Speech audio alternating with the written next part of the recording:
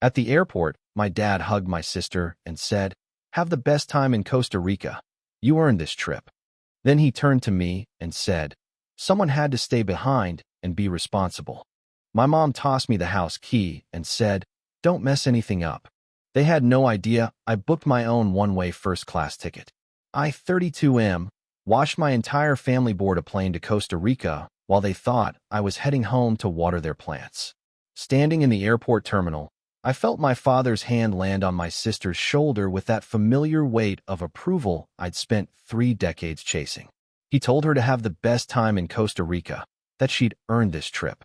The pride in his voice was unmistakable. Then he turned to me with that look I knew too well, the one that said I was the reliable one, the responsible one, the one who stayed behind while everyone else got to live. My mother pressed the house key into my palm without meeting my eyes. She reminded me not to mess anything up, to water the plants, to check the mail, to make sure everything was perfect for when they returned. My sister smirked at me from behind them, her designer luggage tags catching the fluorescent light. She didn't say anything, but she didn't need to. We both knew our roles in this family. I nodded. I smiled. I told them to have a great time. And then I watched them disappear through security, their laughter echoing back toward me as they joked about drinks on the beach and zip-lining through the rainforest. The trip they'd planned for 6 months. The trip they'd talked about at every family dinner. The trip I'd supposedly been too busy to join because someone needed to hold down the fort. What they didn't know was that I had my own ticket. First class. One way. To Tokyo. I waited 20 minutes after they cleared security before I walked to the opposite end of the terminal. My single carry-on bag felt light compared to the weight I'd been carrying for years. Inside was everything I actually needed. Everything else I'd already shipped ahead or sold off. The apartment I'd been renting was cleaned out. My resignation letter had been on my boss's desk for 2 weeks. My phone had exactly 7 contacts left in it, and none of them were family. The gate agent scanned my ticket with a smile that felt like the first genuine human interaction I'd had in months. I settled into my seat, accepted the champagne I was offered, and watched through the window as another plane taxied away from the gate. I wondered if that was theirs. I wondered if they'd realized yet that I wasn't answering my phone. They wouldn't figure it out for a while. I'd set up auto-responses. I'd scheduled texts to send periodically. By the time they landed in Costa Rica and settled into their resort, they'd assume I was dutifully checking on their empty house like the good son I'd always been. The truth was more complicated than they'd ever bothered to learn. It started 18 months ago when my grandfather died. He was the only person in the family who ever really saw me, who ever asked what I wanted instead of what I could do for everyone else. He left me money, not a fortune, but enough to change everything. The will specified it was for me alone, for my future, for my dreams. My parents had been furious when they found out. They'd expected the inheritance to be split equally, or better yet, put into the family pool to help with my sister's business venture or their retirement fund. I'd said no. It was the first time I could remember refusing them anything. My sister had called me selfish. My mother had cried about family loyalty. My father had gone silent with that disappointed look that used to make me cave immediately. But this time I held firm. The money went into accounts they couldn't touch. I started planning. My sister had always been the golden child. She'd failed out of 2 colleges, started 3 businesses that our parents had funded and that had all collapsed, and was currently consulting, which seemed to mostly involve posting on social media and asking for loans she never repaid. She was 34 and had never held a job for more than 6 months. Our parents called her entrepreneurial and free-spirited. I'd been working since I was 16. I'd put myself through college while living at home to save money, which really meant being the live-in handyman and occasional ATM. I'd built a solid career in software development, saved aggressively, kept my head down. Our parents called me responsible and dependable, which I eventually understood was code for convenient. The Costa Rica trip was supposed to be a family vacation. They'd brought it up at Christmas. Everyone was going, they said. It would be good for us to spend time together. The cost per person was steep, but they assured me I could afford it. After all, I had that inheritance money just sitting there. I'd felt that old familiar pressure building in my chest. The expectation that I'd say yes, that I'd pay not just for myself, but probably subsidize my sister's portion too, since her consulting business was having a slow quarter. I'd opened my mouth to agree, to fall into the pattern we'd established over 32 years. But then my father had made a comment about how I never did anything interesting anyway. So what else would I spend money on? My mother had laughed and agreed that at least this way I'd finally go somewhere. My sister had rolled her eyes and said something about how boring my life was. That's when it crystallized. They didn't actually want me there. They wanted my wallet. They wanted the illusion of family unity. They wanted someone to take pictures of them and carry bags and make sure reservations were confirmed. They wanted the version of me that existed to serve their needs. I'd smiled and told them I'd think about it. Over the next few weeks, I did think about it. I thought about every childhood memory where my accomplishments were glossed over while my sister's mediocrity was celebrated. I thought about every holiday where I'd cooked and cleaned while she showed up late and left early. I thought about every time I'd loaned money that was never repaid, fixed problems I didn't create, swallowed my own needs to accommodate theirs. I thought about my grandfather telling me, 2 months before he died, that I needed to live for myself. That family was important, but not when it destroyed you from the inside out. That the money he was leaving me wasn't just money, it was permission. Permission to stop being the person they needed and start being the person I wanted to be. So I'd made my own plans. Tokyo had been my dream since I was 12 years old. I'd taught myself Japanese through apps and online courses. I'd been working remotely for a tech company with offices in Asia. I'd been quietly networking, building connections, setting up opportunities. When I'd asked about a transfer, they'd been enthusiastic. Talented developers who spoke Japanese and understood American business culture were valuable. They'd offered me a position that started 3 months out. I'd given myself those 3 months to extract myself from every obligation, every expectation, every chain my family had wrapped around me. I'd helped my sister with one last crisis, co-signed my parents' refinancing paperwork so they could take the Costa Rica trip, made sure everything was settled. I'd played the role perfectly one final time. Then I'd gone silent on my plans. When they brought up Costa Rica again at dinner 6 weeks ago, I told them I couldn't afford it. My mother had huffed about how I clearly had money since I'd bought a new laptop. My sister had made a snide comment about priorities. My father had launched into a speech about family coming first. I'd apologized and said I needed to be responsible with my finances. They'd been annoyed, but not surprised. Of course, I was too boring and cheap to join them on their adventure. They'd never asked what I was actually doing with my money or my time. They'd never questioned why I'd been decluttering my apartment or why I'd stopped making long-term plans with them. They'd been too wrapped up in their own excitement to notice I'd been saying goodbye. The night before the trip, they'd called me over for dinner. This was when they'd asked me to house sit, to handle everything while they were gone. My sister had already stored some boxes in their garage that she needed me to deal with. My mother had a whole list of tasks. My father wanted me to handle some paperwork for him. 2 weeks of my life, dedicated to managing their concerns while they relaxed on the beach. I'd agreed to all of it. I'd taken the key. I'd written down every instruction. I'd hugged them goodbye and told them I'd see them when they got back. The plane's engines hummed as we prepared for takeoff. I looked down at the house key in my hand, then dropped it into the seat pocket in front of me. Someone would find it eventually, or they wouldn't. It didn't matter anymore.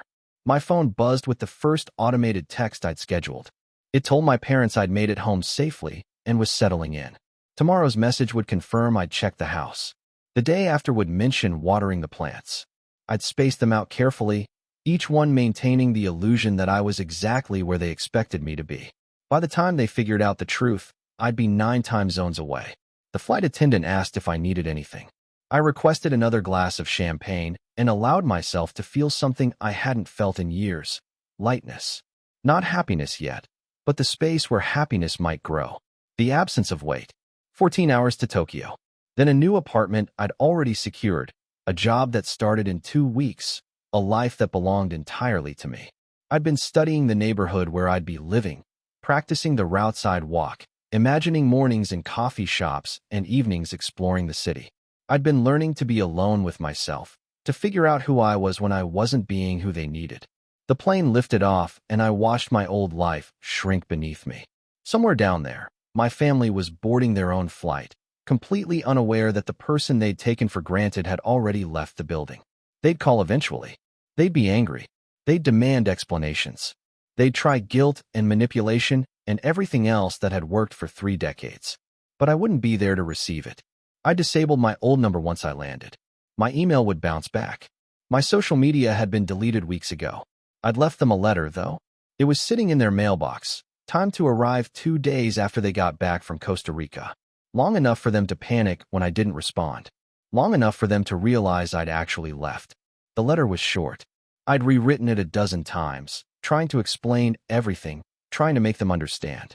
But in the end, I kept it simple. I told them I needed to live my own life. I thanked them for raising me. I wished them well. I didn't leave a forwarding address. I didn't tell them about Tokyo or the job or any of my plans. They didn't need to know. They didn't deserve to know. This wasn't about punishing them. It was about freeing myself. But if they felt punished by my absence, maybe that said something about what my presence had really meant to them. Update 1. I'm writing this from my apartment in Shibuya, 3 weeks after that flight. The first few days were exactly as disorienting as I'd expected. The jet lag was brutal, the language barrier was real despite my preparation, and there were moments when I questioned everything. But even in those moments of doubt, I never once thought about going back. My family figured it out on day 4 of their Costa Rica trip. I know this because my old email address, which I kept active but stopped checking regularly, started filling up with increasingly frantic messages. I'd looked at them once, scrolling through the progression from confused to angry to desperate. My mother's subject lines alone told the story. Where are you? To this isn't funny to please call us. My sister's messages were more direct. She'd apparently driven to my apartment when they got home early to confront me, only to find new tenants moving in. The landlord had told her I'd fulfilled my lease and left no forwarding information. She'd tried to file a missing person report, but the police had apparently found my trail quickly enough. Employment records showing an international transfer, bank records showing planned transactions, no signs of foul play. I wasn't missing. I was gone. There's a difference. My father had tried a different approach. His messages were calm, measured, talking about responsibility and family obligations. He reminded me about the paperwork I'd supposedly agreed to handle, the tasks I'd promised to complete. He didn't mention being worried about me. He mentioned being inconvenienced by my absence. I read them all once, felt that old guilt trying to take root, and then let it go. I didn't respond. I didn't explain. I'd said everything I needed to say in that letter, and if they didn't understand it, no amount of additional conversation would help. Work started, and it was challenging in the best possible way. My colleagues were welcoming, but professional. Nobody knew my history. Nobody had expectations of who I should be. I could just exist as myself, figuring out who that even was. I made mistakes. I got lost on the train system more times than I wanted to admit. I accidentally ordered things I didn't mean to at restaurants. I had moments of crushing loneliness where I missed having someone to call, before remembering that I'd never really had that anyway. But I also had moments of pure joy, watching the sunrise from my apartment window, successfully navigating a conversation entirely in Japanese, finding a small bookstore that stayed open late, making a colleague laugh, cooking dinner for myself in my tiny kitchen. Simple things that belonged entirely to me. My neighbor, an elderly woman who spoke almost no English, had taken to leaving small packages of homemade pickles outside my door. I tried to thank her properly, fumbling through my rehearsed Japanese, and she'd just smiled and patted my arm. It was more genuine affection than I'd received from my own family in years. 3 weeks in, a friend of my mother's somehow tracked down my company's main number and tried to reach me through work. My boss had asked me about it, clearly concerned there was some emergency. I'd explained, carefully, that my family and I were estranged and that I'd prefer not to be contacted through work. He'd simply nodded and said he'd handle it. The call stopped. That night, I'd written a single email to my parents' address. I told them I was safe, I was employed, and I needed space. I asked them not to contact me or try to find me. I told them that maybe, someday, we could have a relationship, but it would have to be different from what it had been. It would have to be mutual. It would have to involve them seeing me as a person, not a resource. I didn't expect a response that would satisfy me, and I didn't get one. My mother wrote back immediately, a wall of text about how hurt they were. How could I do this? What would people think? Didn't I care about family? My sister sent a message calling me selfish and cruel. My father's response was brief, saying I'd regret this decision and that the door would remain open, but I'd need to be the one to walk through it with an apology. An apology? For leaving? For choosing myself? For refusing to set myself on fire to keep them warm? I didn't respond to any of them. I archived the emails and went back to building my life. Update 2. 6 months in Tokyo, and I barely recognize the person I used to be. I found a rhythm here, a version of life that fits me in ways I didn't know were possible. The job is going well enough that they've already talked about extending my contract. I've made friends, actual friends who invite me to things because they enjoy my company, not because they need something from me. The guilt has faded to something manageable. I still have moments where I wonder if I was too harsh, if I should have tried harder to explain, if there was a version of this that didn't require complete severance. But then I remember how I felt in that airport terminal, watching them laugh while handing me their house key, and I know I made the right choice. My sister got married last month. I know this because she sent me an invitation, forwarded through my company's HR department after somehow discovering where I worked. The invitation included a note about how hurt she was that I'd missed so many family milestones, how I was destroying our mother with my silence, how the least I could do was show up for her wedding. The wedding was destination, naturally, Santorini. I looked at the invitation for a long time, at the expensive cardstock and the elegant calligraphy. I wondered who'd paid for it, suspected it was probably our parents, and felt nothing but a distant sort of sadness. Not for missing the wedding, but for the relationship we'd never actually had beneath all the dysfunction. I didn't RSVP. I didn't send a gift.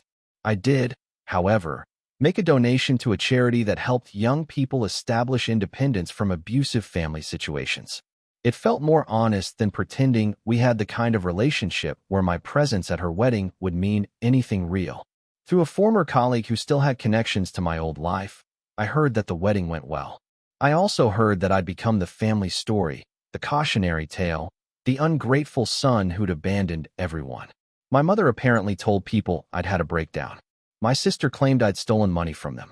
My father just said I'd always been difficult. None of it was true, but I understood they needed a narrative that made sense to them, one where they weren't the problem. Let them have it. I was building something better than their approval. I'd started seeing someone, a woman I'd met through a hiking group. She was Japanese-American, had moved to Tokyo for similar reasons of reinvention, and understood what it meant to create distance from a family that couldn't see you clearly. We took things slowly, both of us careful with our healing hearts. She didn't push me to reconcile with my family. She didn't suggest that blood should override boundaries. She just accepted that I was who I was, building the life I needed. My apartment had personality now. I'd collected art from local markets, found furniture that actually suited my taste instead of being whatever was cheapest or most practical. I'd learned to cook Japanese food with varying degrees of success. I'd joined a gym, started rock climbing, picked up photography as a hobby. Small things that people with normal lives probably took for granted, but that felt revolutionary to me. I'd also started therapy. My company's health insurance covered it, and I'd found a therapist who specialized in family estrangement and cultural transition. She'd helped me understand that what I'd experienced wasn't just being taken for granted.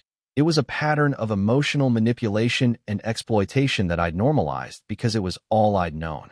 She'd asked me once what I would say to my younger self, the one who'd spent decades trying to earn love that should have been freely given. I'd thought about it for a long time before answering that I'd tell him he was enough, that he didn't need to earn his place, that leaving wasn't failure. Sometimes it was the only way to survive.